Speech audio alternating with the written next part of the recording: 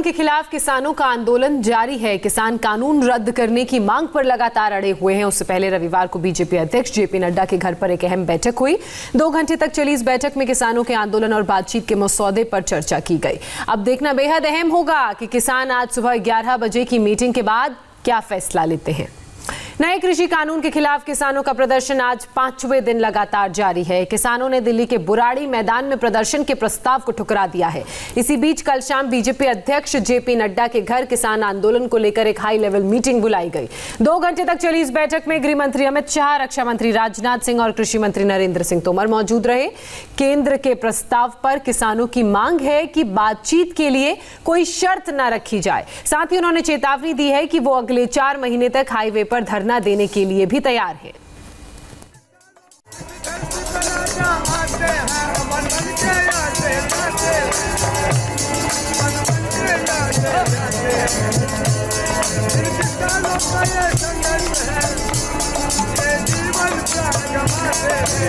किसान हाईवे पर भजन कीर्तन करके धरना प्रदर्शन कर रहे थे और वहां से ठीक 20 किलोमीटर दूर रायसीना हिल पर बीजेपी अध्यक्ष जेपी नड्डा के घर में सरकार के बड़े बड़े मंत्री माथा पच्ची में जुटे थे। इस बीच किसान संगठनों ने चेतावनी दी है कि वो दिल्ली से जुड़े 5 हाईवे जाम कर देंगे।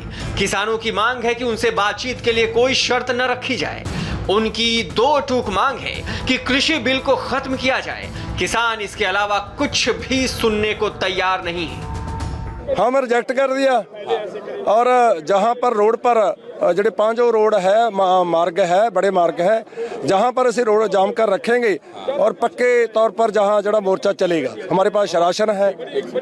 हाँ जी, तो यानी कि बिना कंडीशन बात करने को तैयार हो तो सरकार आप लोग तैयार हैं? जे बिना कंडीशन इनविटेशन आएगा फिर परवान करेंगे। तो डेलीगेशन हो जाएगा लेकिन रहेंगे यहीं पर ही? रहेंगे जहां पर ही।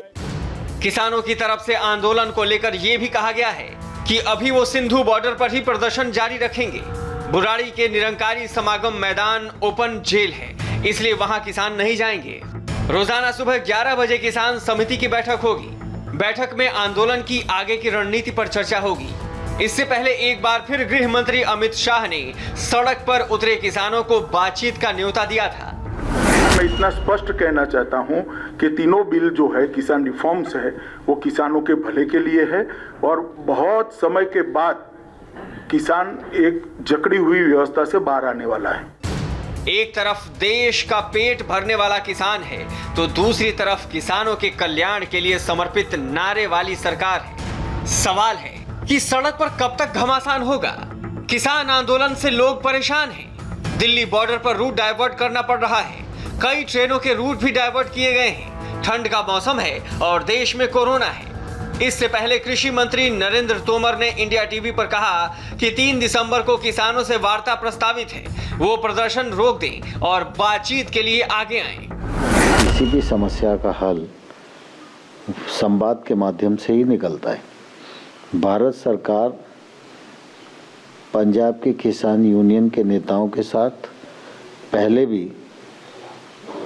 3 बार चर्चा के लिए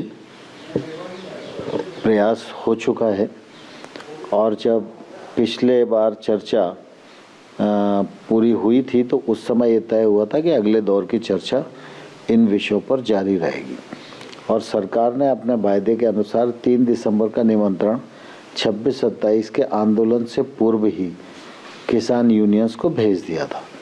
मैं आपके माध्यम से पुनः किसान यूनियन के नेताओं को कहना चाहता हूं, सरकार बात करने के लिए तैयार है। आप आइए और आंदोलन का रास्ता स्थगित करिए। बातचीत के माध्यम से जो कुछ रास्ते निकल सकते हैं उनका हम लोग मिलकर प्रयास करेंगे। पीएम मोदी ने भी रविवार को मन की बात में कृषि कानून पर किसानों के मन में उठे सवालों के जवाब देने की कोशिश की। काफी विचार विमर्श के बाद भारत की संसद ने कृषि सुधारों को कानूनी स्वरूप दिया।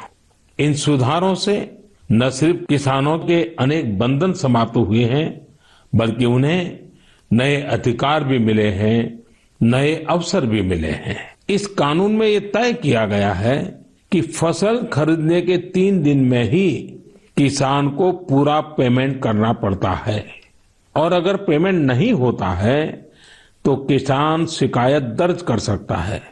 कानून में एक और बहुत बड़ी बात है, इस कानून में ये प्रावधान किया गया है कि क्षेत्र के एसडीएम को 1 महीने के भीतर ही किसान की शिकायत का निपटारा करना होगा। क्षेत्र कोई भी हो, हर तरह के भ्रम और अफवाहों से दूर सही जानकारी हर व्यक्ति के लिए बहुत बड़ा संबल होती है। आज एक बार फिर से किसानों के रुख का इंतजार है। साथ ही आज ये भी पता चल जाएगा कि रविवार शाम बीजेपी के बड़े नेताओं ने जो माथापच्ची की, उसका नतीजा क्या होगा।